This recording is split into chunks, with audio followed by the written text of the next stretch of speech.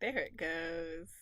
Yes. Hello, hello, hello, everyone, and welcome back to the Carter Love Talk Show. I'm so very excited to have you guys here today. Um, so today's guest, I have worked with a couple of times in Sacramento. Y'all know it's my little home away from home, unfortunately. But we have done a couple of events together, and we've shared poetry together, and it's really cool. I think the first time I met him was at one of his events. He was doing a charity event for the homeless, and it was really cool. And that was actually the first time I ever performed poetry. So it was really cool. And then I got to hear some of his poetry. So I'm very excited to have him here. Welcome. Going on? What's going on? What is up? What is up? So I'm glad to have you here, and I know, like me, you wear many crowns, and so I'm just really excited to hear you talk more in detail about some of the things that you do in the community. Oh man, where do I even start? Okay, I'll start here. I use my background a lot. My background is heavy to athletics. I played basketball my entire life. From the age of 4, where I started, all the way till college, and I was fortunate enough to play a little professional ball. Um, but yeah, since I've come back after COVID, that's when I started my basketball training business, and I've been doing that since 2021. Just training kids all over Sacramento, Elk Grove, all the way to Park, Thomas, Rancho. Like even today, I had to all the way out to Rancho. It was a lot. It's a lot. Yeah. A lot of driving, a lot of planning, and but outside of training, I use my experience and my background to coach. I'm the head coach over at Christian Brothers. I'm the freshman boys head coach, so a lot of fun. Awesome. But yeah, that's just one side of my life. Yeah. The other side, yeah, it's all arts. Being the founder and president of Capital Creatives, model, photographer. I write a lot of poetry. Uh, Jesus, it's all up here. Yeah. It's just it's so much to handle.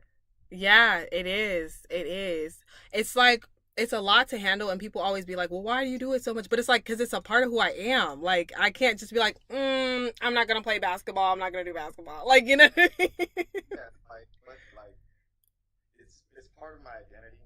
You know, it's like if I'm not involved with basketball, then I feel part of myself is kind of like missing or lacking. You know, it's Yeah. like what? Why did I not hoop today? Why did I not train?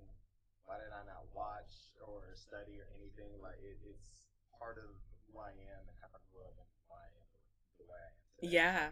Yeah, exactly. Exactly.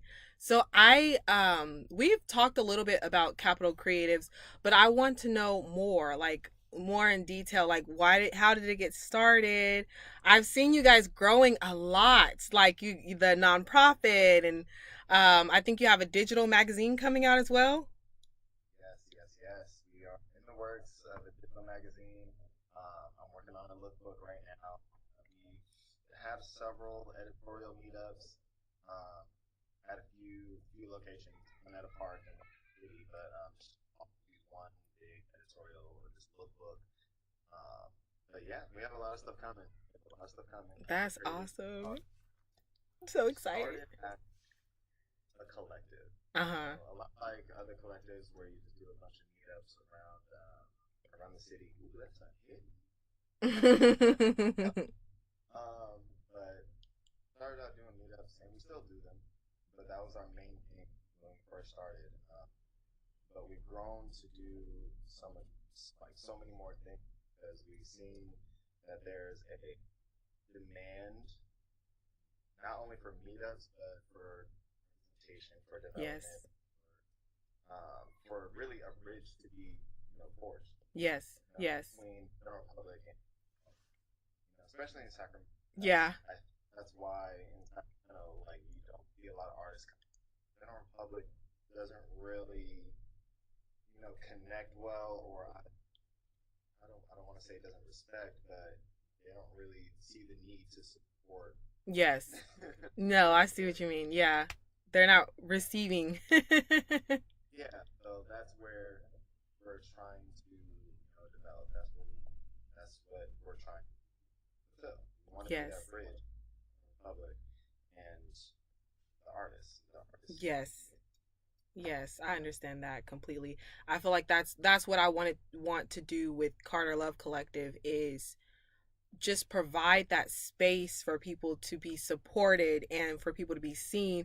And the reality is a lot of us could be working together but we don't even know, like this person may do photography, you have a brand, okay, y'all can work together, or there's models in the group and we could forge something together to where we can do a branding shoot and then we're elevating, you know what I mean? And somebody's an event coordinator, well maybe they can be doing an event for the brand to showcase the brand, just different creative ideas flowing together to elevate. Yeah, like Yeah. there's a big need for all of it. It's Mhm. like the way I see, life in itself, it's all art, artistic Yes. art, artistic piece. Like without music, without the models and the brands and passion, or even down to basketball, even like without art in general, like what do we do?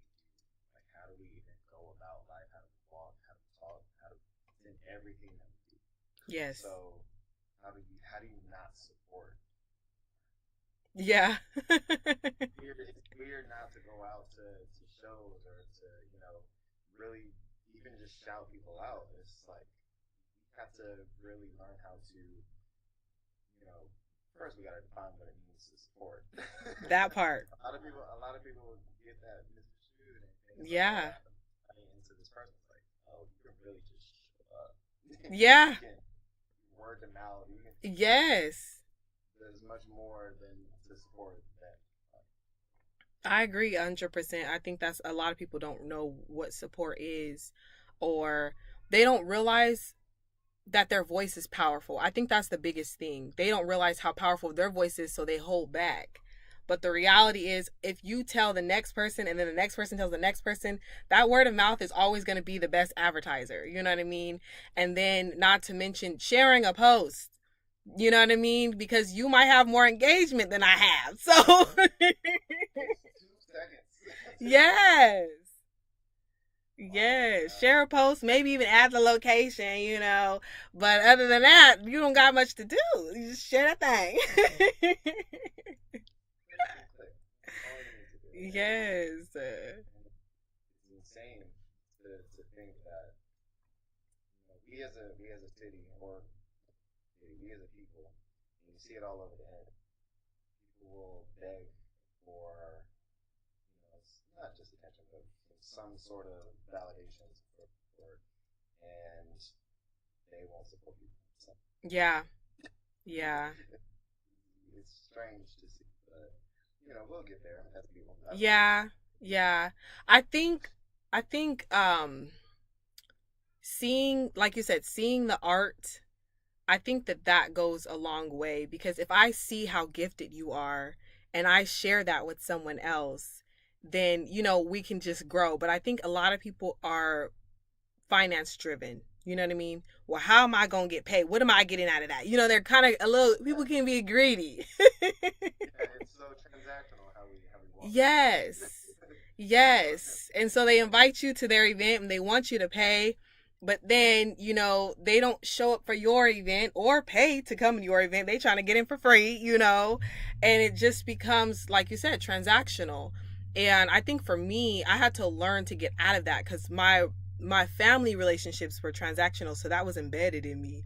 So I had to learn how to get out of that, cuz I didn't want that to be my business thing. I didn't want that to be my friendship thing, my family thing, with my family that I'm building and stuff like that. So I think it takes a little bit of unlearning.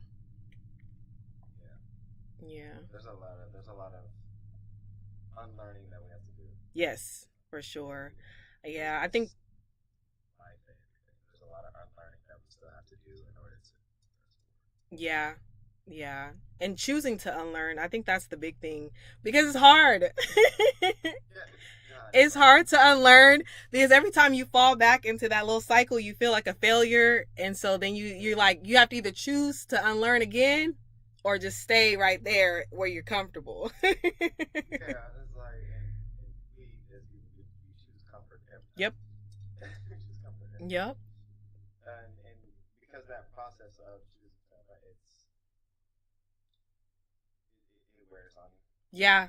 It wears on you a lot mentally, not just Yeah. spiritually. It wears on you a lot mentally. Like recently, I had to really, I had to unlearn what it meant for me um, to coach and develop without like being boisterous, you Mm. know?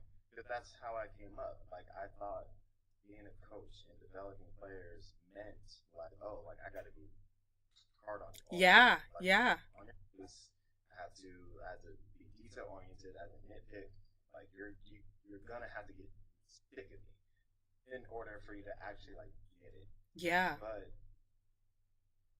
seeing what that does to at least this generation of kids, it's like, there's a different approach. Yeah. Yeah. There's a very different approach, um, especially since like the sensitivity level of today's generation, or Mhm. really just today, it's on a different level. Yeah. Yeah. It's on a level like I got it. I didn't get into it, but I had a little discussion with a parent about me being way too loud with their kid. Yeah. Yeah. Oh God, like it took everything in me to just look at it and be like, get out of my face. You know? Because because in my head it's like you're enabling soft behavior. You like your kid can't take tough coaching Mhm. when that's really what they need. That's what they need. Mhm. But like I had to step back and be like, where's the parent coming from? Where's the kid coming from? How did I feel back then? Yeah. It's like that, and I'm like, I didn't like it either. Yeah. Yeah. No, but it's good that you do that because the thing is, in our generation, our parents, our auntie, everyone was talking to us in a certain way. And nowadays, parents are parenting differently.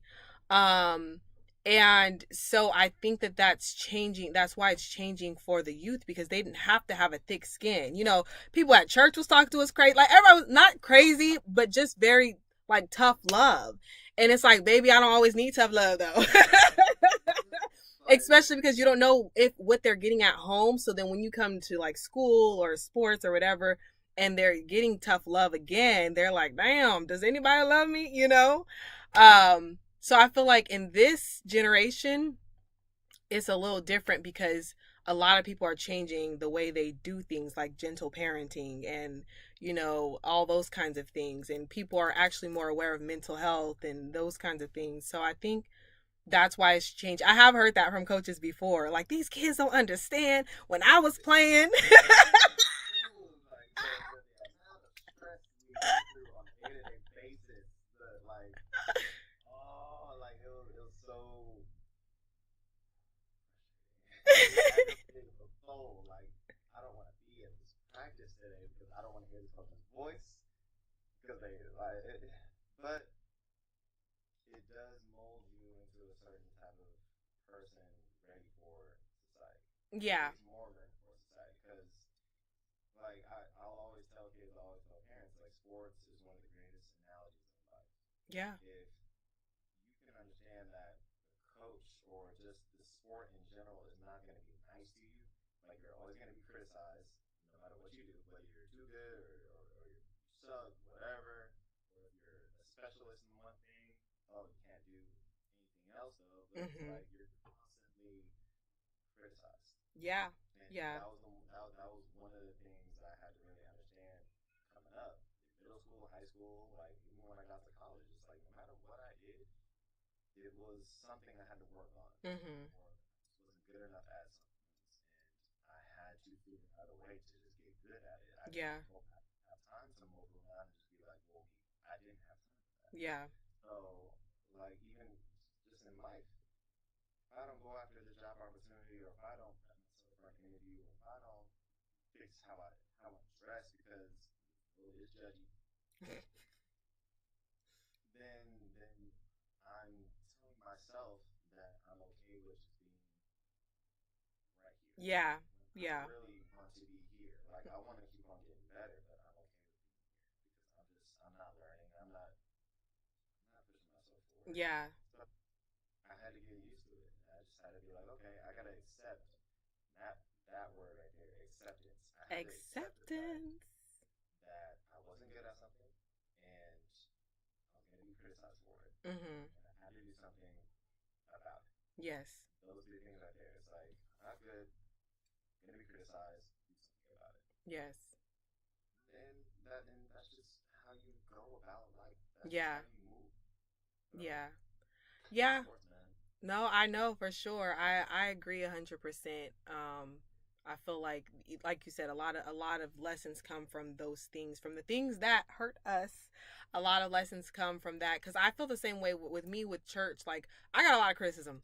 Okay, a lot. Okay, but a lot of what they taught me shaped me for the real world. You know, we did fundraisers, we talked about money, we talked about how clubs work, how organizations work, you know what I mean? All of those things. We had to speak in front and we had to do poetry. Actually, that's when I first started. Like, I wouldn't call myself a model then, but we did fashion shows for the mothers on Mother's Day. It was our fundraiser. And so we did modeling and like we just did a lot of different things that allowed us to tap into who we are, you know, but of course we were still criticized. But it helped though. It did help me to gain a level of skill set because I wasn't going to get that from school. Not, I mean, you know what I mean? I got other stuff from school, of course, but the stuff that I learned speaking in front of the church, singing in front of the church, dancing, you know, I did praise dance, all of that, it did shape a lot of who I am and a lot of the skill sets that I have that people love when I go to different jobs or when I work with different organizations and stuff. So I agree that it was beneficial to us then. And I feel like with this generation, we have to figure out what's beneficial to them for them to still gain those lessons that we had, but without hurting them. Right. Lord, they quick to cry wolf, ain't they? Without hurting them babies. Because I'm telling you, as much as I learned, baby, I'm still unlearning some of the stuff that they done taught me now. Have you ever heard me sing? No. I still haven't really danced either. I have to unlearn a lot of stuff that I did get criticized for at church because at a young age when you start showing your talent and you get criticized at a young age, sometimes it makes you want to sit that talent down, and some people may need to sit it down, but some people may need that talent nurtured. Yeah. So that's for me, that's why what makes me want to move differently when I work with kids, just because I know that there's some things that I still have to unlearn just because of what I learned back then, you know. So it's like what you did, like, you know, some self reflection, like, okay, where's this kid coming from? What's going on? Can we say healing?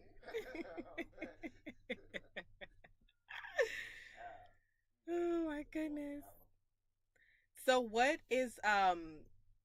do you think is like what made you want to work with kids and creatives? Like I know you just shared a little bit about what made you want to work with creatives, but you have two businesses centered around creatives and youth, and so I just want to know what motivated you to do that.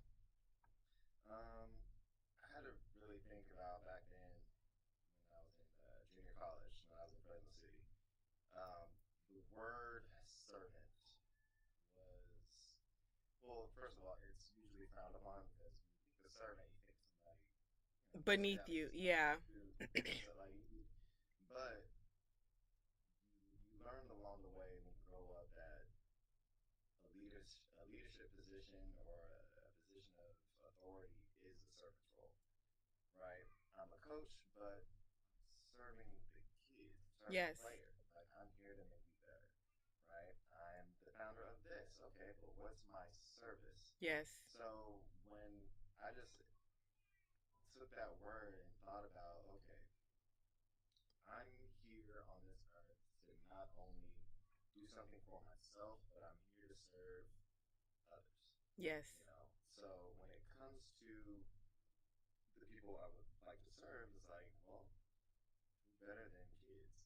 So in just that thought process, okay, I can start with something I know that I'm good at. Mm-hmm. That I know that I've played at a high level, like I've studied it for so long, so basketball. When I thought about the kids and how many of them come from, well, a lot of them come from good homes, but there's some of them that come from broken homes. Yeah. A Yeah. lot of them come with confidence issues or just not knowing what they're doing or just like how to walk talk the game or walk and talk about life. It's just you see it at all levels, Yeah. not just high school, but you see it from the youth, you see it in college, you see it everywhere. So, Yes, for sure. and I'm like, you know what? Being like I can be not only their trainer, not only their coach, but I can be a bit of a mentor Mm-hmm. because I done been through the ringer too. Yeah, Not for only sure. with the game, but like with myself. I've had Mm-hmm. confidence issues, with the game of basketball, but even in myself as a person. Like, am I good enough to do this? Am I good enough to do that? Um, I've been constantly overlooked, underestimated, just really my entire life. Yeah. Even just passing the eye test, people look at me. They don't see a basketball player. They thought I played baseball or some shit. Yeah. Yeah. So it's so much that I can provide, and I have provided. I've helped middle school kids transition into high school. I've helped a high schooler transition into college. I'm still helping a college guy transition, into just graduating, but signing into a talent agency, trying to go professional and stuff. So when I'm here, I put on the mentor cap, not only just the trainer cap. Yes. So how can I help you with a relationship issue that I've gone through, Yes. with someone else? I can help you with that because it will affect you athletically. Exactly. I might help you, little miss, whoever, with this sort of thing, as long as like your looks or whatever the case is. I may not be a female, but I've had I still do have insecurities about my looks. So, it's how do you cope with it? How do you move along? So, um, the whole thing about just being a servant, finding a way to serve, it holds so much value Yes. and it speaks so much volume. So, it just helps.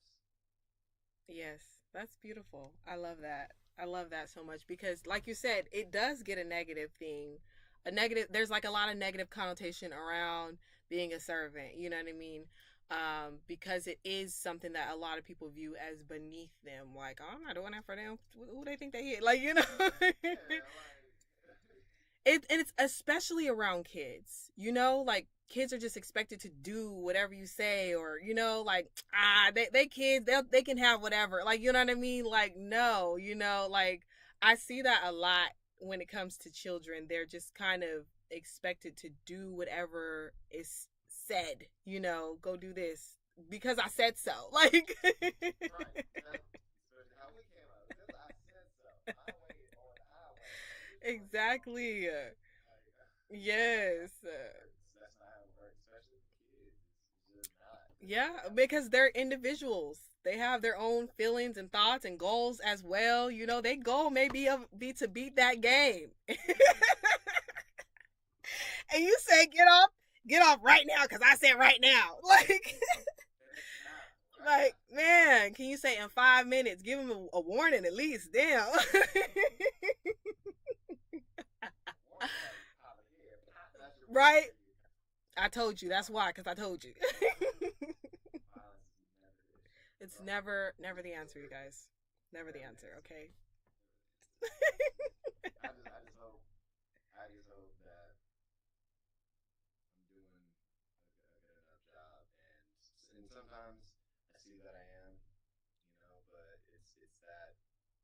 voice in the back of my head just Yeah. saying that you could do more. Yeah. You could do better, do more. And I'm just like, it's that constant gear that's just turning, trying to find ways to do more and more and more. So Overachiever. I just gotta be careful with, and I think this is my biggest issue. I gotta find a way to just prevent burning out.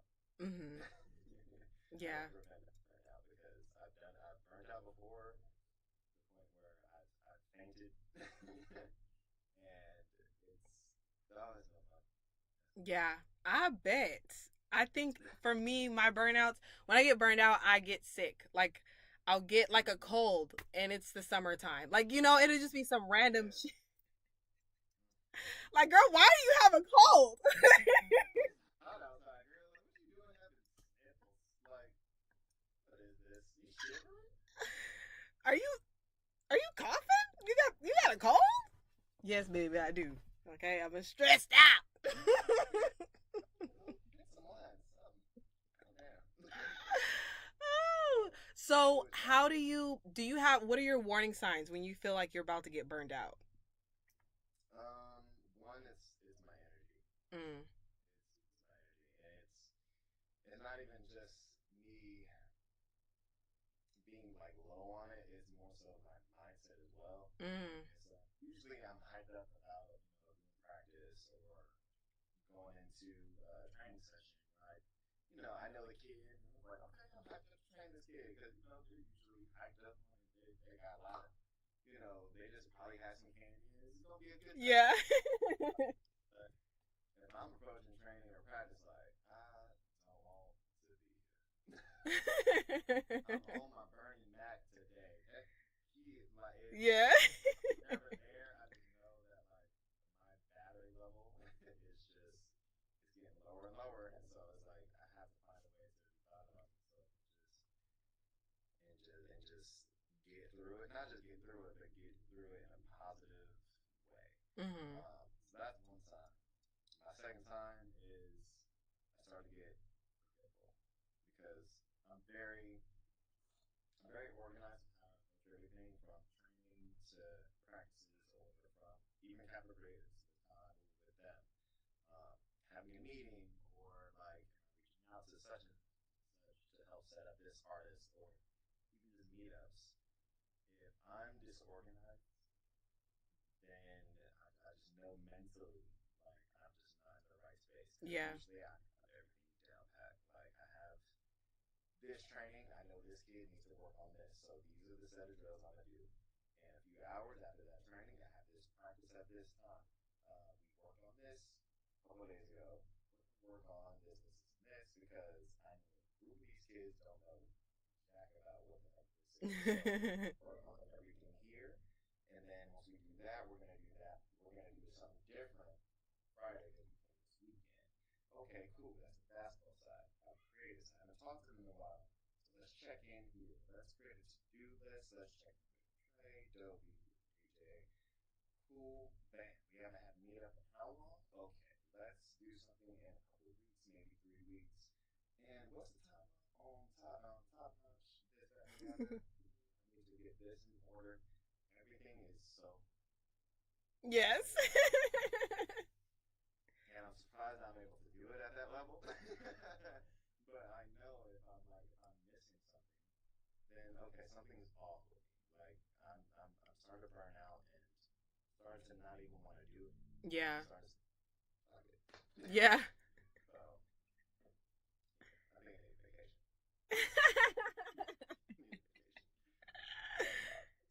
Yes, I feel that. I feel the energy thing especially for me, I think it's a mindset set shift. Like affirmations are very I'm very big on affirmations and to the point where like I always say they find me when I need them the most, right? If I feel the urge to shrink, my mind will say take up space.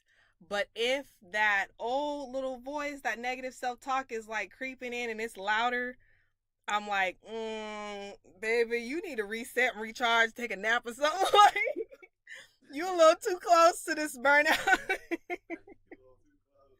You ain't got time for no negative self talk, baby. Right. It's that voice, man. I call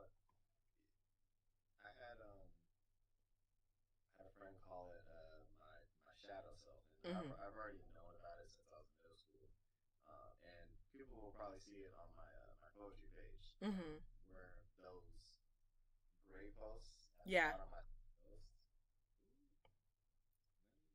These notifications. Stop it. Stop Just telling you, it never stops. Like, I don't need to hear from parents right now. it. But that shadow self, for me, his name is Ghost. I signed the bottom of Start Poetry Ghost because he is that other side of me that he's more pessimistic. But he's like brutally honest, and he don't care. Care, boy. He just doesn't. And I'll have certain thoughts in my head where I just know it's him. I'm just like, Yeah. you need to shut up right now. This is not your time. Yeah, and it's like a fight back and forth. Yeah. You know, and that analogy, like, oh, you have the devil here, angel here. Like, no, it's me and him. Like, Yeah. arguing. It's just like, yo, you need to chill, shut up. Like, who the hell is you talking to? You know, and you know that album by T.I. versus T.I.P. If you look up on YouTube those skits from that album, it's the perfect image of what the hell I go through.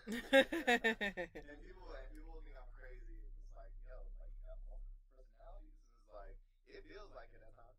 It feels like it. Like it's hard to get through, but Yeah. if I give in to that side of me and I completely turn into that person, it's not pretty. And to recenter myself and try to really get to a better place, to where I can get things done, it's so vital. Like Yeah. like a vacation where I need a vacation. It's like no, maybe for a couple hours I just need to go swimming, or Yeah. maybe I just need to sit. Yes. Sit still, have some wine, something. Yes. Something to just take my mind off of this, that, and the other. Yes. If I keep thinking about it, and I get angry, and then I'm gonna start becoming that person. Yes. Where I don't want to be. Yes. I feel that. I think that what I've learned with my mental health is there's power in quality over quantity. I'm always like, oh, I need an hour. No, baby, all you need is 15 minutes of some quality time by yourself and you good to go, you know? And I've also kind of battled a little bit too with the shadow self. But I learned a couple of things about that inner voice. One, usually it ain't even my voice. It's somebody else. It's somebody from church or one of my siblings or something my mama said, something like that. It's not my voice, but it is their voice telling me to reject my shadow self.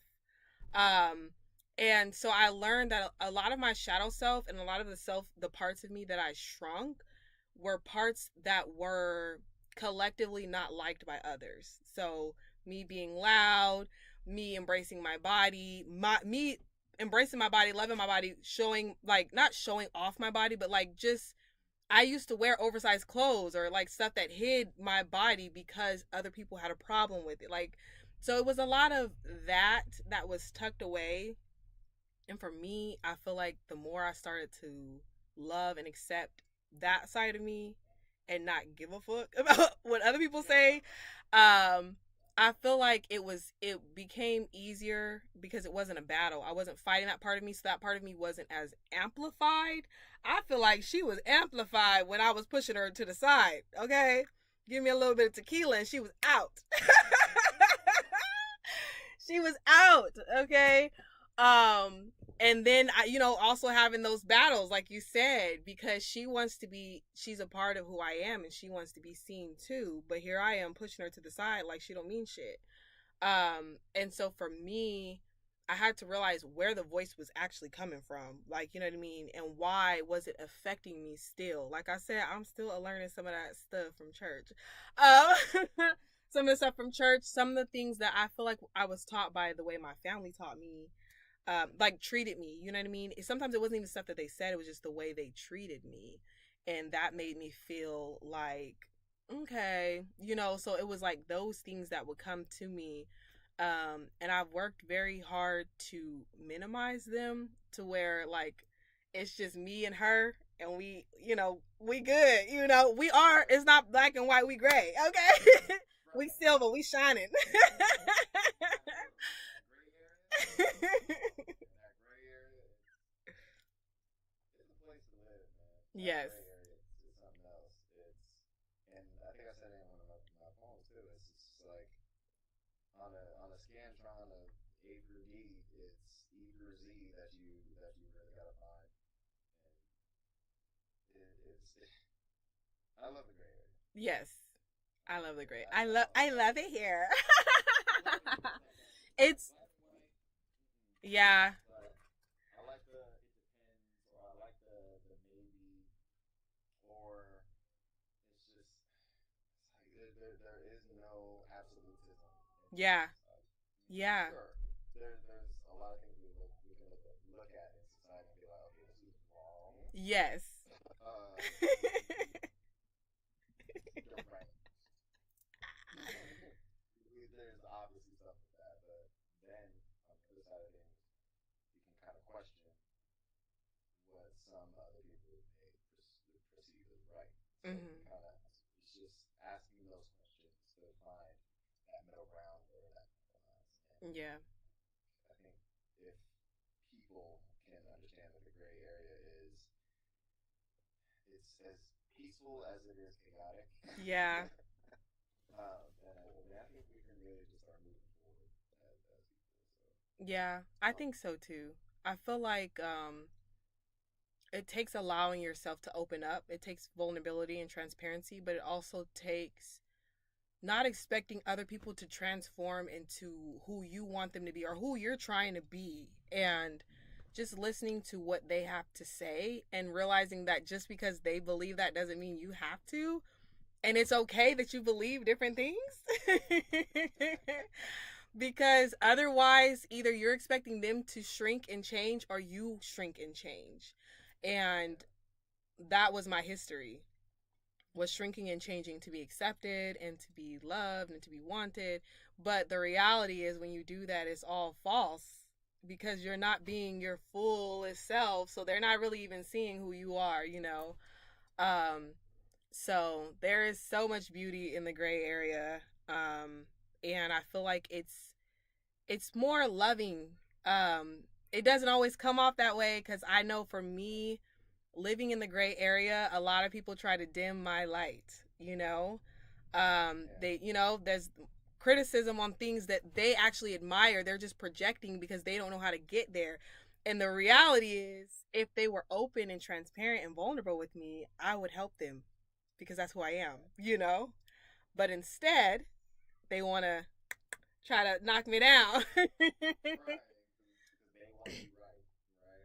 Yeah. They want to their views are the correct views, right? Yeah. And that's normal in how we come about, growing up and then getting older because we feel like, okay, I'm older now, and my views are set this way, so this is right. And it's like, that's where the unlearning part comes in. Yes. Yes. So, we'll get there. We will. Some of us. I thought about that when I said it. I was like, Some of us. But I think that those of us who practice having an open mind, it helps us to accept those individuals without knocking them down. I've learned that I view things differently than a lot of my family members, and so I let them talk. I'm just an ear to hear. I don't have to right, voice my opinion. You don't have to agree with me. It's okay. I'm just here to listen. And I think that for some people that helps. Some people do want you to talk back though. Maybe like you ain't got nothing to say, yeah. baby. You don't want to hear what I got to say. Ooh, Cause I'm in the gray area, so that other girl, she gonna be talking too, and she I gets live by sassy. that gray area. Like, I was saying, in black and white and gray, black, that's, it's crazy because we black, and I hate to put the negative side to it. But it's shadow, so it is what it is. Yeah, that's ghost over there. The white is me, but that gray area is that inner child. He sits there. Mm. That's where the inner child sits. He just you ever look at siblings or like friends argue and you just in the middle like you just like this, just looking back and forth like ooh. Yeah. But I see both sides. I can see both sides. That's what it.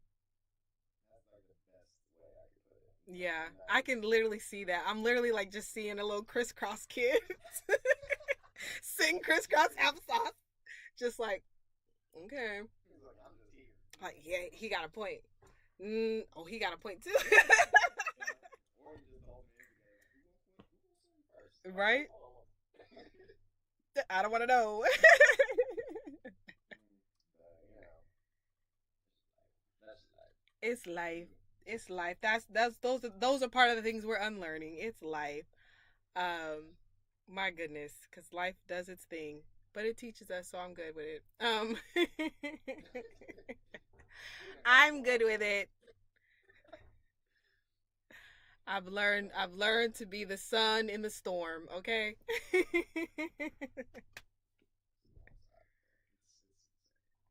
But oh girl, we done got way off track. I know.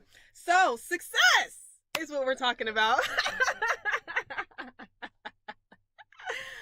I mean, it works because the reality is our success is defined usually by the different things we change with us in life. And for me, it was minimizing other people's definition so that I can find my own. So I just want to know, like, how has your definition of success changed? And I know that you came into a new age, and that might have shifted some things for you as well. Yeah, for sure. Like coming up as an athlete, like your definition of success is kind of like defined for you. Like you think making it, like whatever that means, Yeah. or have like monetary gains, whatever is like that is what success looks like. And when you come to an age to where it's like now you're just focused on really impacts. I mean, as much as we as people can say, oh, money doesn't matter. Of course it matters. Of course it matters. Like we have certain goals that we cannot achieve unless we have money to actually do certain things. Yes. So I'll never say money is something I'm not focused on. It's not something that matters. Of course it matters. But to me, other than that, it's like impact matters. Yes. So if I can change a certain perspective, or I can give somebody some sort of hope or belief in themselves to achieve something, then I did my job. Yes. Did my job, and that's what matters most to me. Like I've, oh man, talk about a burnout. This past week, actually, I'll tell you, Monday through Sunday was hell last week. Like from morning trainings throughout the week, Monday through Monday, but also having evening practices Monday, Wednesday, Friday, or an evening practice on Tuesday and Thursday for a separate team, an afternoon practice on Wednesday after 2 3 trainings. Like throughout the whole week, I was just and I felt my battery almost died. Yeah. Yeah. Like I was at the point where I was questioning. I was like, how do I even? Why am I doing this to myself? Like, why do I want to coach? Like this is getting draining. Like I'm getting tired of it. like Yeah. I haven't even reached season yet for Christian Brothers. But just coaching is taking so much out of me, and this is only like my second, third year. Yeah. I was just so over it. But Sunday, or first of all Saturday, I had to drive out to Oakland. I had to drive out to Oakland to coach 2 games, and I had to drive all the way back to Sacramento to coach another tournament with my Wow. seventh graders. And then Sunday, I had to drive back out to Oakland to train, or not train, to coach one more game at 2 o'clock. And it was after the game. We lost. I hate this game. after the game to where one of the girls gave me a thank you card, Oh. and in the card, girls with it. Boys, they don't give you shit. Girls are much more appreciative. Card, it was like it was a $30 Amazon card, in which I love, of course. Amazon.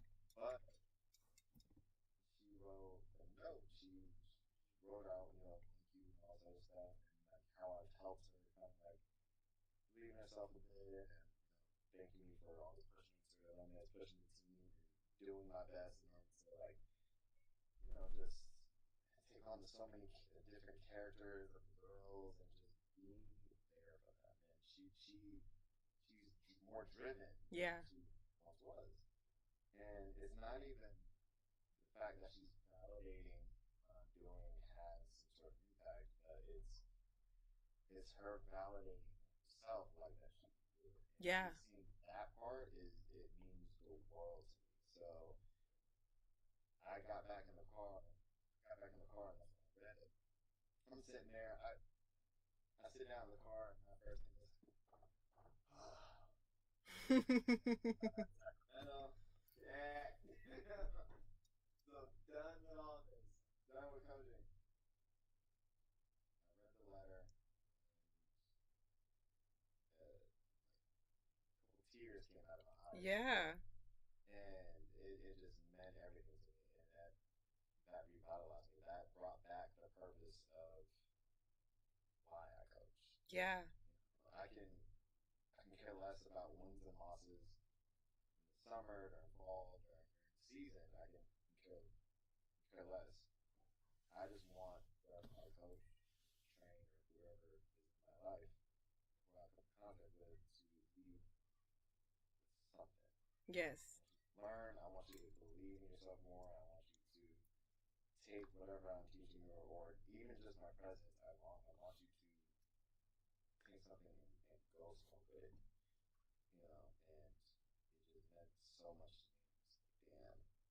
So that's what success looks like to me. Yes. Even Yes. Capital Creatives, and I'll even go back to Domo. That's a piece. You know, she, like a lot of people look at Capital Creatives and be like, damn, like, Domo, that's where I met her. That's where I met her. And she was such a great friend and an example of her determination, her love for music, her love for dance. Like, people looked at Domo and was like, yeah, like, I can, let me look at what I'm doing, Yes. push forward. To think that they met in computers, Yes. it was insane. Like I thought about it, even like at her candlelight, I'm just like hearing people like, damn, I met her here, da da da da. We had this type of relationship. If I never, if me and my boy Duffy never invented or founded Capra Creators, like just think about it's like we wouldn't even come in contact with her, how many lives we haven't touched. Yes. And I think about that, and it's just like, yeah, I gotta. No matter how annoying it gets, no matter how difficult, how slow we go, it's like I have to keep going Yes. because Yes. that success rate, like we're building connections and these relationships, they're meaningful. Yes. They are. So that's the biggest thing. Yeah, that's beautiful. That's beautiful. And that's awesome. I think I've met I'm sure I met a lot of Capital Creative members. Um I'm excited to see, like I said, I'm always excited to see the growth, and I want to know, where do you see it going? What is like the vision? Oh, we that vision. My vision scares me, which is good. My vision scares me, like, because it's not just a model agency; it's a talent agency. Yeah. So it's like we're not only going to represent models, but we're going to be representing artists, like music artists. Yes. I mean, I'm looking to represent even athletes, Yes. brands I want to partner with. There's, oh my God, we can so go in so many different directions. Like I can see us as a talent agency that still does their meetups to still like help people build their portfolio. But when it comes to the business side, it's like okay, we're negotiating deal after deal with brands, but with the type of agency that does retreats for their members in their community, and they're still putting on these fashion shows, these big, something like Soul Moon Festival, Yes. something that big. I want us to be able to do that. Um, I want us to, have a branch, like internationally. Yes. I Japan, I love it. So like, we ever had a branch in Japan, boy, oh god, or like if we had our own dance studio to where like people like run out, or you know, Dance studio, please. uh, Listen, I just accepted my dance skills. I'm ready to dance. No, but I love it. I love it. It sounds like we need to be working together. Because just the vision, there's a lot of similarities in your vision with then as well as with my vision with Carter Love Collective. But it's really cool because I literally I can see it because there's just so many different individuals in Capital Creatives. It's not just models or influencers, or you know what I mean. There's just so many different individuals that are a part of that organization, and so I can definitely see it being more um more than just, like you said, just a modeling agency, you know. yeah, and that's how I shaped my team. Well, I didn't intentionally do it. It was something that kind of like spurred like in my head as I started hiring people. It's like, okay, I have a guy that is dope at like murals, or he's good with spray paint, and then Dopey, my co-founder, is a great poet, a storyteller. He's great for graphic design, and then Trey over here, he's a great videographer and he's constantly busy to the point where I can barely get a hold of him. And you have a barber over here, and this over here. It's like you have a fashion designer or something, or you have a director over here. It's like, oh my god, like I'm in a room full of creatives, not just business people, or just like not just business people. So it's just like we can do so much. Like the ceiling is there is no ceiling for your Exactly. life. Uh, Exactly. Where is it at? I don't know. like even recently, like even like myself, like recently I got into a little bit of storytelling, and I've come up with an idea for like a comic book, Hmm. and I'm just like, where did this even come from? It's like I don't see like many people of color like comic books. Hmm. Usually it's not that. I mean, sure, there's been more inclusivity over the years, but like still don't see it as much as we should, Yes. right? So creating characters and different storylines and just telling a certain story. I'm just like, and I ran it by my friend who's from Chicago, and she was like, "When is it coming out?" That part. I'm like, I haven't even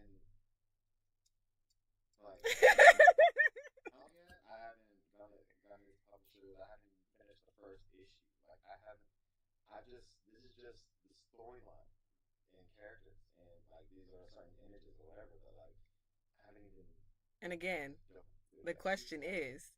when is it coming out? I don't know. So No, that's maybe that's awesome. yeah. So maybe that's even something that we do in Capital Creatives, like even under a certain umbrella. For us, we have Dobie, who's in charge of Safe West Magazine, or he's a big hand in our magazine and books and stuff like that. I work with him. Maybe in another umbrella, we're a production company, so where we're shooting Yeah.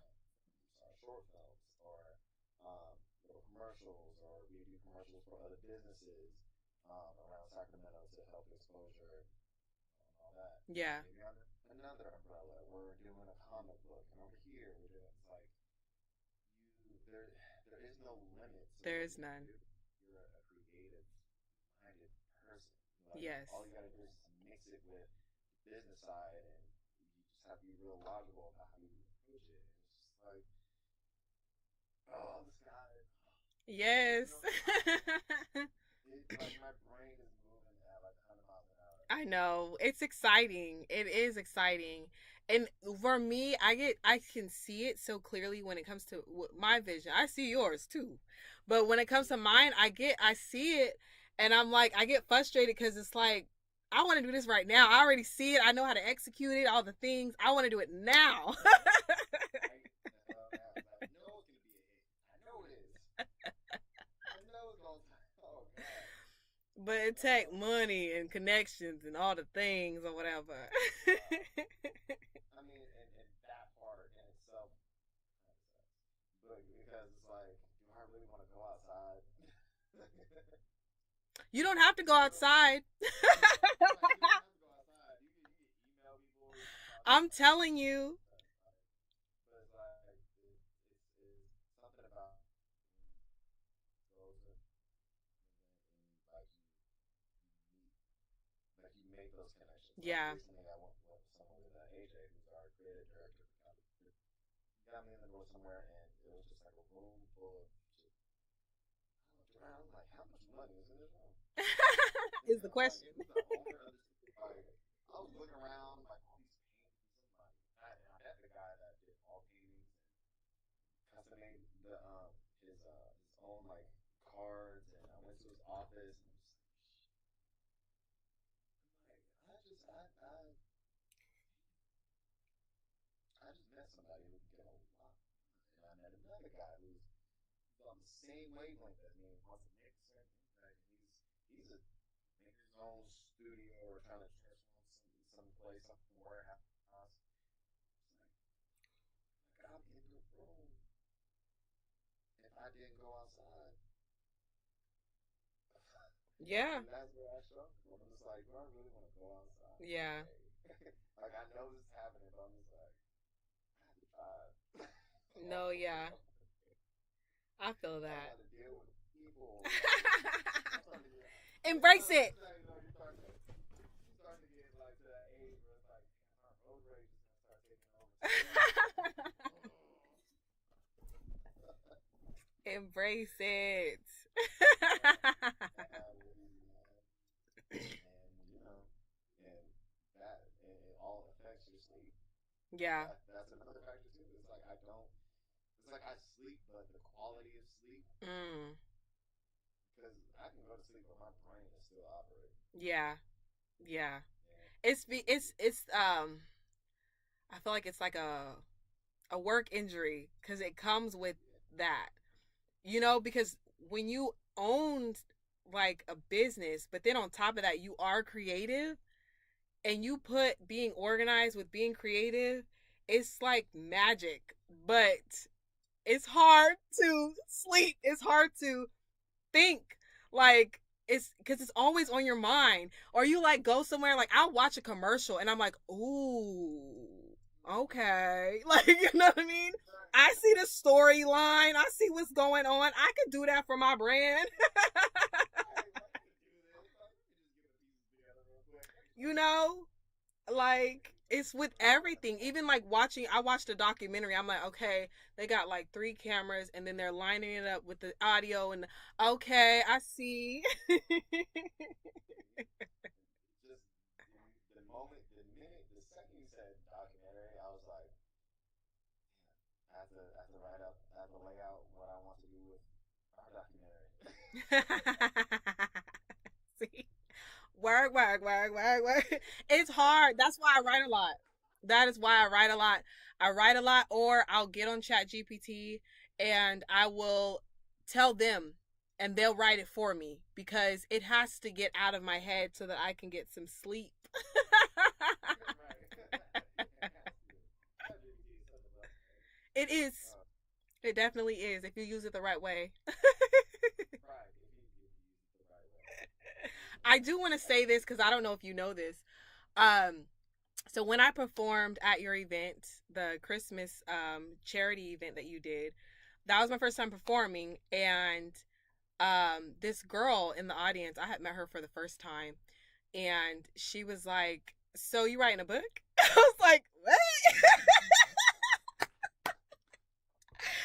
I was like, not really, you know. Then later on at the same event, there was a girl, and she took me to, she was like, "I want to talk to you." And I was like, "Okay." She was getting her little drink. So later on I found her. She's actually a member of Capital Creatives. But later on I found her, and she was like, "Was that poem real?"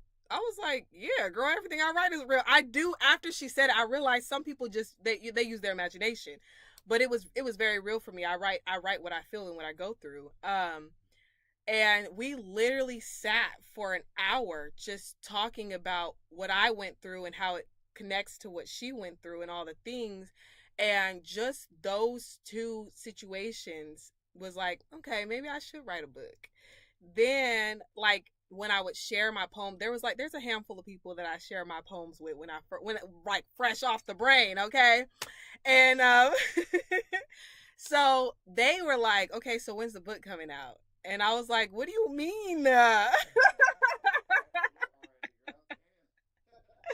And that's what inspired me to write my book last year, literally. But the seed was planted at your event. I just thought I'd let you know. Yes. I definitely need to do that again. I need to partner with Chris to because we put that Mary mix down. Uh, we put that together. Yeah. Yeah, I remember because that's how I found out because at that time I was working with Chris. That was what I think the first right after the first model boot camp. It was model boot camp at that time, not model con. Yeah, Yeah. I was like what 2 years ago. Yeah, that was 2 years ago. But I do have some ideas for that event too, because I thought you guys were going to do it again this last year, and I had all these little ideas that I jotted down for you guys. So yeah, we'll talk about that later on. So, we talked about success. We talked about the way you define success and how that's changed over time. And we talked about Capital Creatives, and we talked about coaching. And so, in the midst of all of that, what does self care look like for you? Because yes, you do burn out, but you probably would burn out more if you didn't have self care, right? So, what does self care look like for you? It's rare that I get into self care. You on the Carter Love Talk Show? That's all we talk about, self care. No, just kidding. I know. It's rare for me, girl. Like I'm telling you, I'm so on the move all the time that I don't. It feels like I'm not breathing half the time. Yeah, But autopilot. so, yeah, it's just autopilot. You're just constantly. It's like, okay, this is my schedule. This is what I got going on. Yeah, Let's get it done. But when I do indulge in self care, sometimes it's just reading maybe 10 pages in that book. um, what or is that book? perhaps even oh man, or perhaps even have like some tea, like because how often am I gonna just sit down at the kitchen table and just have some tea? Yeah. Chill. That's the Japanese side of me. Hey, That's I'm the this. I Japanese. love me some tea. That's my go-to. Right. It's there. It always hits. But in a grander scheme of self care, sometimes sometimes I'll journal, or sometimes I don't know. I haven't gotten a massage in a while. Man, it's been a minute. On top of that, I just know my back is messed up. Oh man. So you need a vacation and a massage. I need I need my back crack chiropractor. Uh, I need it all. I need the works. The works. The works. Put a packet together. Right, package deal. Um, yeah, yeah, I think journaling is the bigger one for me. Mhm. Because there's like three different journals. One is for me writing letters to my inner child. Another one is just going through day by day, and another one is more so dedicated to writing letters to my grandparents. I've over the course of 30 years, I lost all four of my grandparents. So I just write out whatever I need to just say to them. Yeah. But it's whether it's an apology or whether it's just telling them how I'm doing, to be honest about it. Because honestly, I'm just honest about how I am a lot of times, and a lot of men are. Yeah. So we push everything down. Yeah. So getting it out in that sort of manner where I'm writing to my grandparents who I miss every single day, it helps cope with day to day life. So Yeah. Yeah. Yeah. That's great though, because writing is very healing. Especially you have the three different ones. I've tried to have more than one journal. It all ends up in one for me. I try to be organized, but it all end up in the same one. But it's beautiful, especially because the categories that you pick, just my day to day, your inner child, and that's powerful because a lot of people they feel like it's BS. You know, when we be saying inner child, they be like inner child, your inner child. But it's real and it's deep. It really is. And then even like you said that writing to your grandparents is another beautiful thing because the reality is they know you more than you know you, and that's a crazy thing, you know. So to be able to just be raw and be like, this is who I am, this is what I did, and I hope that you forgive me. I hope that you don't think any type of way, you know. I think that yeah, that's beautiful and it's powerful. It may not be as often as you feel like you should, but it sounds like it's a powerful thing for you and your self-care. So I love that. thank you, thank you, thank you, thank you. Do you do like gym time and stuff like that? Mm, that part, girl. I'm trying to find time to get to the gym. I'm That's what I trying. was wondering because I'm like, I'm struggling, okay, to Like, find the time. my quote unquote gym time are these workouts that I do Yeah, with these kids. Like it's training, even the footwork ladder and stuff like that. That helps with cardio and stuff like that. yeah, Or if it's even at practice where I run up and down and scrimmage with the kids, and it's hard to keep up. yeah, yeah. It's like I'm good and like I can keep up at the same time. It's like 30 hit different. That 30 hit different. I Welcome to feel the it in my club. knees. I feel it in my lower back, and it's like ooh, and like I'm still athletic to the point because I'm 5'11", 6 foot on a good day, On a good day. and like on a good day, like but I can still from my height I can still get up there and dunk. And sometimes these kids will be like, Coach, like I'm gonna jump with you. I'm like, what you talking about? He's like, I'm gonna jump with you. Try to dunk. I'm gonna jump with you. I'm like, Today? see, this competitive side of me just won't let me say no. And my body's like, well, we not 22 no more. We we're not in Canada. We're not in Georgia, Fresno, East Bay. We're not in high school. Okay, you're 30. Sit down. Say no to that, young man. And the other side is like, no, he challenged me. He challenged me. You think he could jump? I may be short, but I can still get up there and go, no, don't try. So I jumped with him. And that landing, ooh, Oof, not the that landing. landing,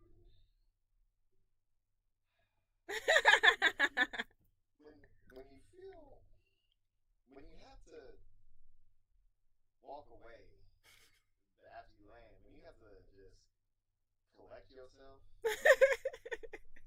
and ask what you just did and why you did it, that's when you when you just need to stop.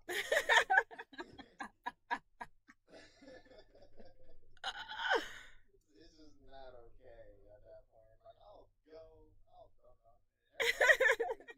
I'll be going crazy for 2 minutes, and then I'll be like, woo. What did I just do? What did I just do? Like, why? Why did I do that? And I'll blame it on the kids. And like, you did this to me. Like, you. That's funny. What the old folks said, they keep you young, they keep you on your toes. They keep you on your toes until you catch a crab. That part. Catch a crab is bad. It's so bad. I'm telling you, this coaching shit, it'll get you in trouble. It'll tear your body down. Man, I bet it tears you down while it's building you up. Yeah, and that's the ironic part to it. It's I don't know how much longer I'm gonna go though. I don't know. You're gonna continue to go, but you're just gonna be one of those coaches that don't participate. I see a lot of coaches just go down there and run from there to there, and they sit right on the side.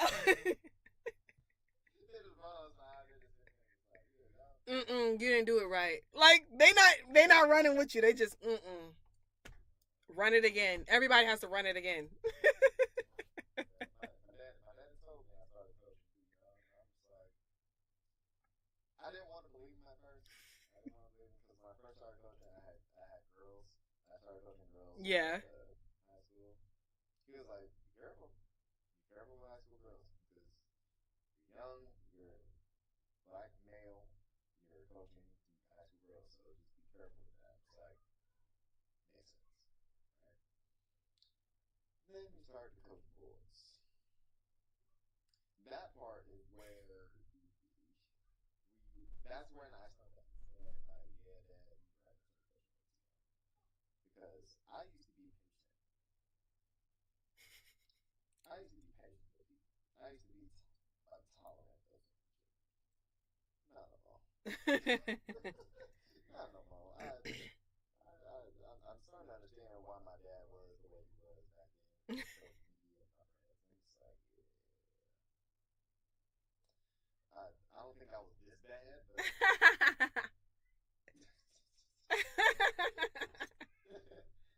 so yeah, I probably should have waited. Like 5 more years, I should have waited. Should have waited. It is what it is, though. It is what it is. Okay.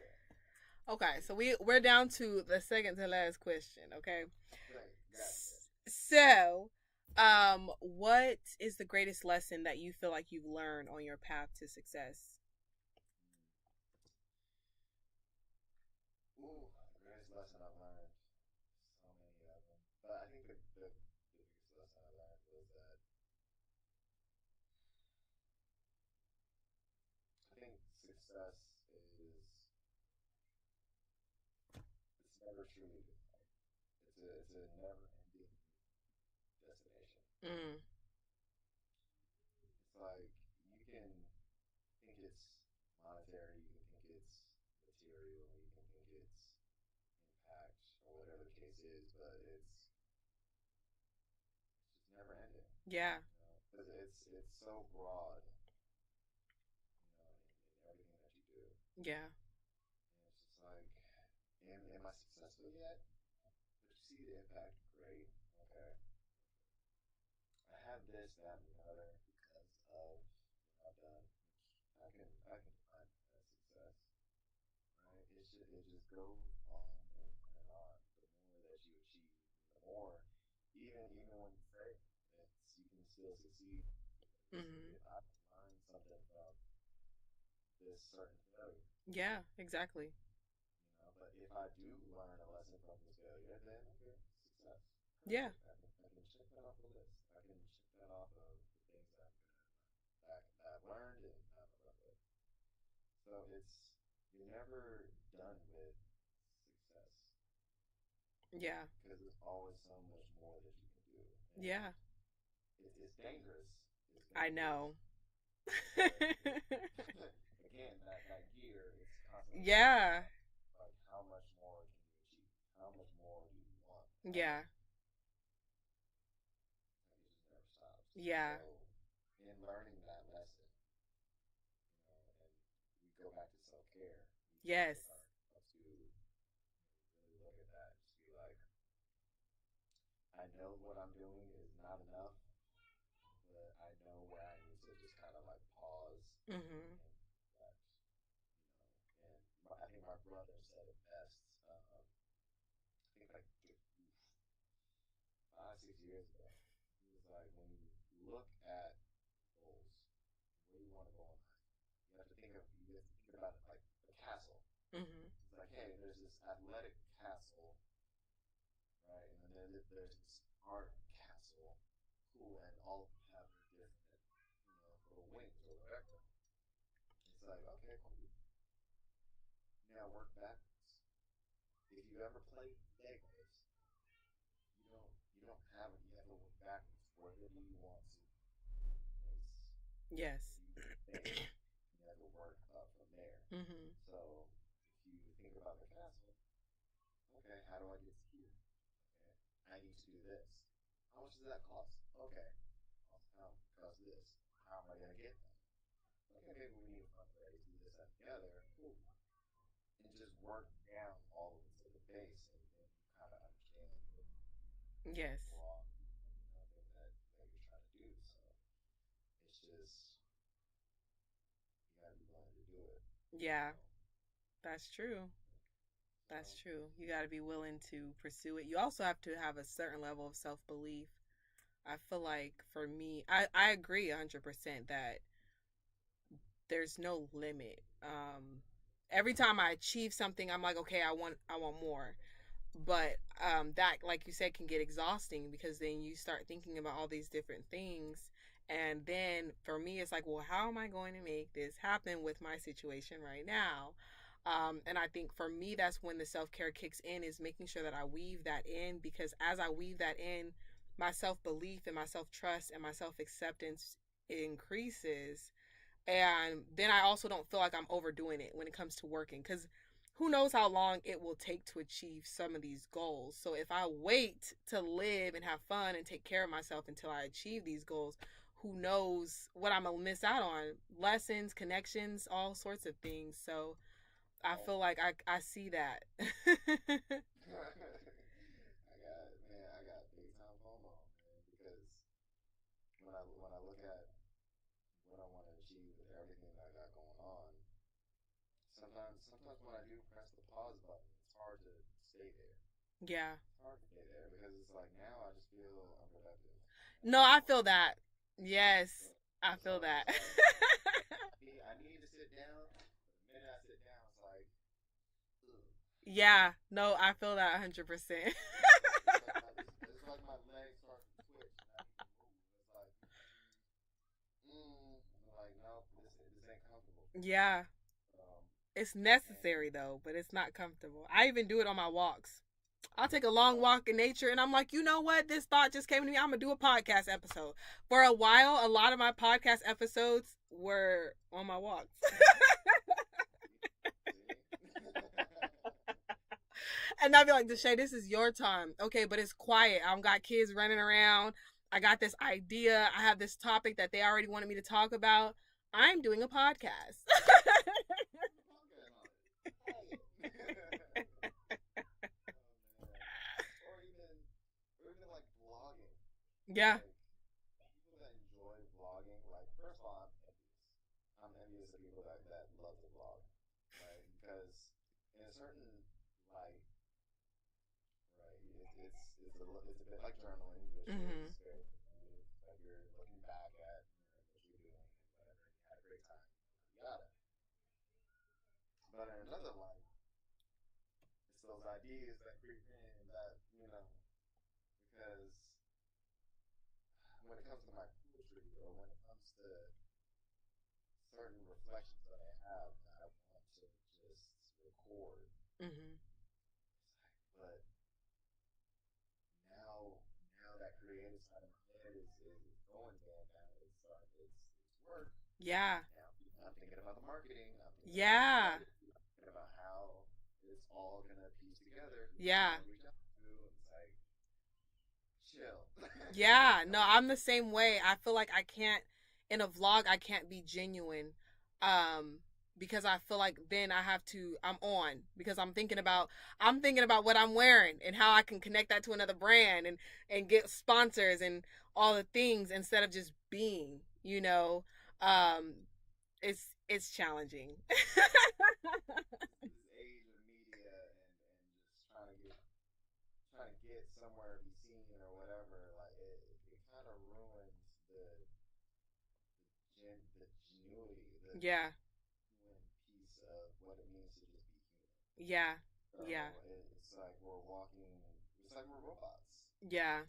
It's like we're robots. We're doing these certain things to reach an audience, to get some sort of attention and get some sort of monetary gain from it, and yada yada yada. It's just one big cycle. Yeah. It's Yeah. it's annoying. Like I hate. like I'm happy I learned how to do graphic design, and I learned, how to even Canva. I learned how to use Canva, and I it's love like, Canva. yeah, I love it too, right? It helps so much. But I'm glad I learned how to put flyers together and how to freaking promote myself on all sides. It's just like, ugh, why did I do it? It's the why. It's like I'm feeding this freaking cycle. I think it's a Like, mindset thing though. Because the reality is, what's going to come with all of that success from you having that skill is a greater impact. And that's how I see it. I want a greater impact on other people. And I feel like if I am close to fame, I'll be able to reach more people. You know what I mean? Um, in the beginning, I feel like wanting to be famous was a validation thing. It was something I was very insecure, and my life taught me that I wasn't worthy of certain things, and so I wanted the world to say, "Yeah, girl, you're worthy," you know. yeah, But as I began to heal and as I began to share my story, because my podcast is pretty raw. I don't really sugarcoat shit or anything like that. Um, and I don't really edit the video or anything like. But that thumbnail, baby, that thumbnail gonna look professional. But everything else is really raw because I am good with Canva. Okay. Um, but my other podcast, Beautifully Imbalanced, is very raw. It's very that.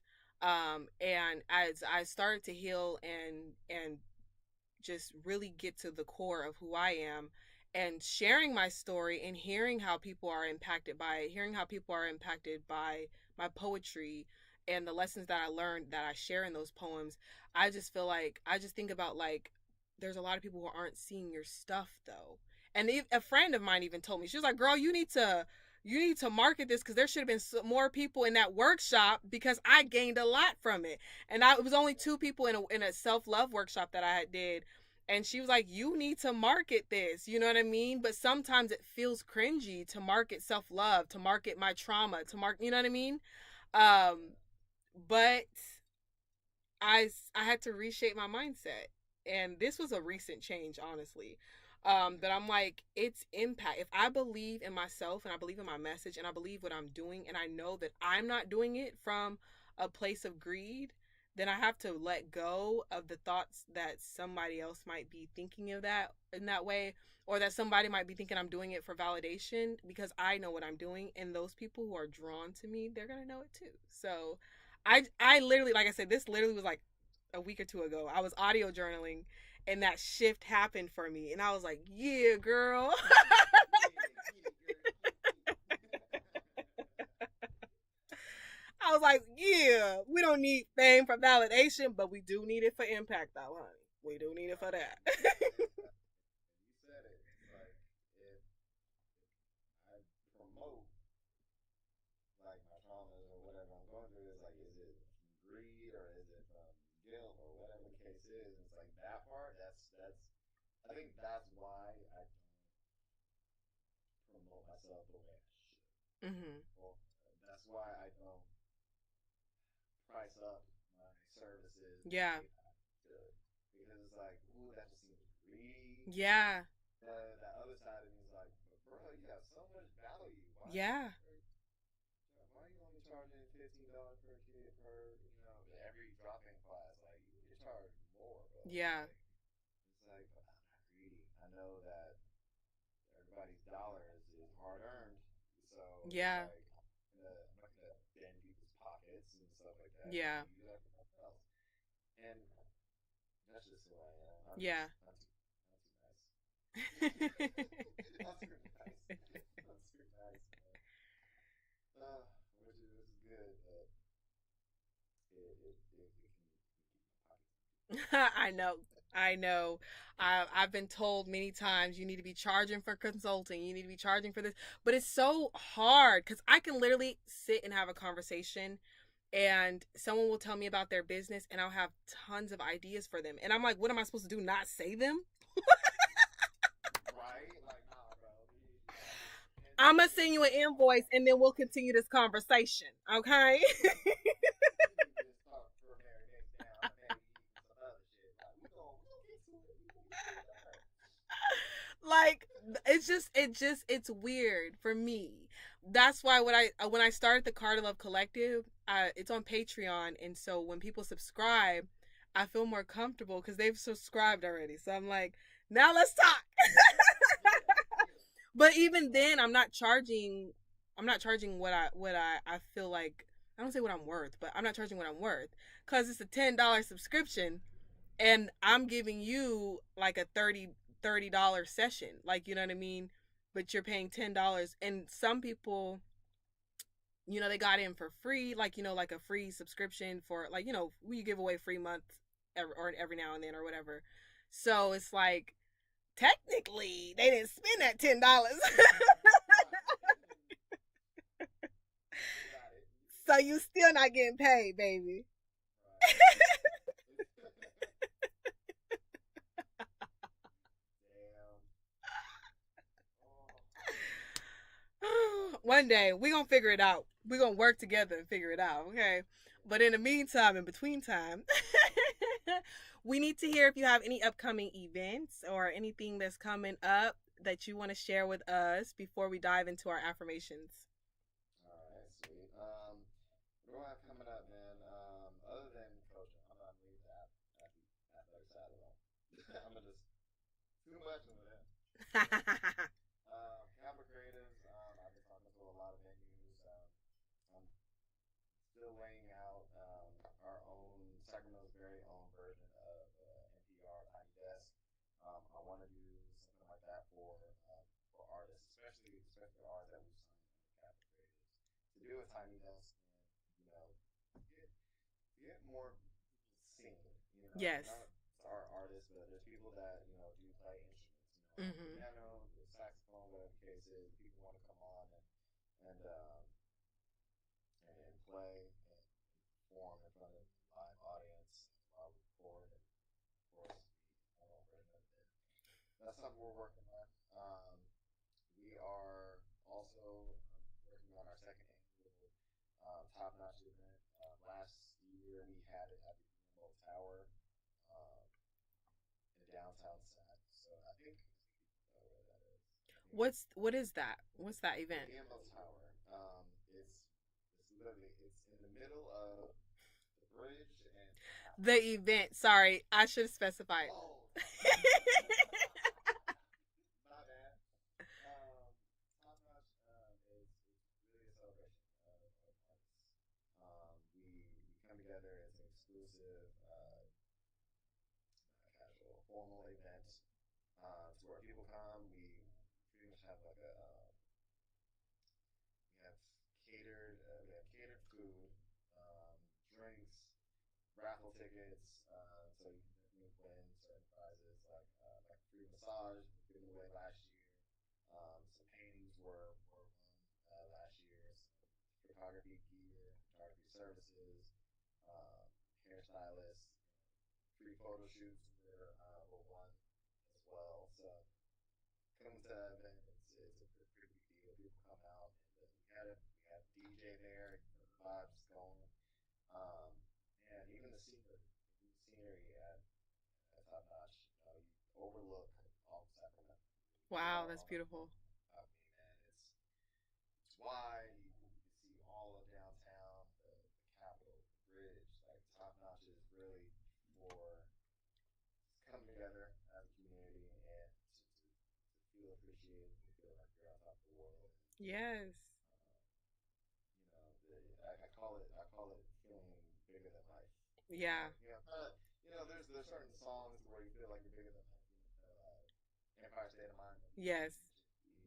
There's that Champagne Life by Neo. Yeah. It's like feel like you're just like you can conquer anything. Yeah. That's what Top Notch is. That's what Top Notch is dedicated to that. And also, I'm laying out everything for another Mary Mixdown event. So that we'll talk about doing that.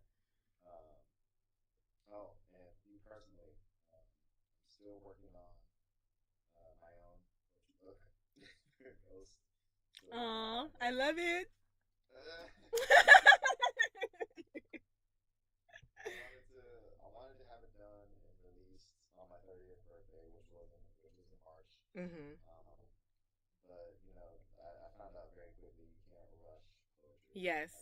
You have to feel it. You have to jot it down. You have to Yeah. let it come through your feel, and it'll release when it's time. Yes. So still working on it. Um, and for Capital Creatives, I'm still putting together everything for our editorial and our book to be released this summer. It's pretty much a look back into spring, what was done in downtown Sac and in nature at a certain park. So yeah, a lot of stuff. Awesome. A lot of great things happening. I'm very excited for you and definitely looking forward to connecting with you more so I can um just learn more about it. That sounds so exciting. I love events. I love being a part of the building process and then seeing it all come together. I will be having an event coming up. It is the release party. So, this is going to be a virtual event. I will only have 18 guests because I want to keep it very intimate. I want to be able to serve you guys. So, if you have questions or you need some special attention, some special affirmations, I can do that for you. So, the release party is all about journaling. We are journaling, we are reflecting, releasing, and then receiving. And I spoke a little bit about it earlier today. And I showed how if you're holding on to something, there is no room to receive anything. And so we're going to start. It's a practice that you can start doing on your own. You can do it on your own now, but it's better if you let me guide you. But the tickets are available on carterlovellc.com already. Again, I'm only accepting 18 because even though it is a virtual event, I really want to be able to give you the attention that you need. So if you guys are interested in that event, go ahead and head over to the website. And now we will hear what your favorite, either your affirmation or quote, and then I'll close out with my affirmations. Ooh-wee. I think my favorite quote has been or since 2013, 2014 from my grandfather. I actually have it up on the wall. It says, "Do great, be great." It's a bit because greatness we have to use it as grand gestures or grand sort of things. But my grandfather meant doing the little things in a consistent way, Mm-hmm. you'll eventually be great. So when it comes to doing the little things, even just at home Yes. in the morning, make your bed. Then you then you're starting your day off with a win. Cool. Do you have any chores that you need to do throughout the day consistently? Just like do the little things consistently, and you're gonna figure it out. Yes. So he was like, if you do the little things in basketball, even from just communicating, um, you're going to make a big difference. So I took that ever since I was a freshman in college, just ran with it. All the little things that I do now, um, even to just make other people's life better. Mm-hmm. Communicate ahead of time, or Mm-hmm. Like when their hands are feeling like not full, just being a gentleman Yes. and doing the little things all the time. You're creating great habits and you're going to be great. So Yes. be great, be great. Yes. I love that. It's so sweet. All right, you guys. As always, remember that you are worthy always. You are worthy of healthy connections. You are worthy of elevation, whatever that looks like to you. You are worthy of success, whatever that looks like to you. You are worthy of changing your mind because that's going to happen as you heal and grow and as you're shaped. Your mind is going to change and it's okay. You are worthy of choices. You are worthy of your voice, right? Of your voice being amplified and of minimizing those outside voices that are telling you to shrink. You are worthy of accepting yourself as a whole, every part of you. And I know that takes time, but you are worthy of it, and you're worthy of the time that it takes because there's lessons in that time as well. And most importantly, you are worthy of unconditional self love and self care. All right. Until next